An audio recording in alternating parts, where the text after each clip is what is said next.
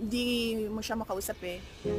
But, she answered some questions of the doctor, pero hindi lahat din. And then 'pag kami yung kumakausap sa kanya, hindi siya nagsasalita, na and really, I'm worried kasi kanina din, inano niya yung ballpen ba, ginaganyan niya yung ballpen na sinabihan namin siya, ano sinabi niya sa amin na ayoko na ito, make this stop, I will stop this, mga ganyan na mga ano.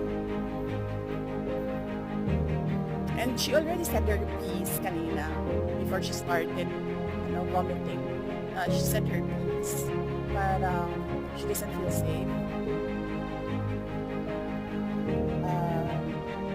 And she is astounded by the lack of rules. She is astounded by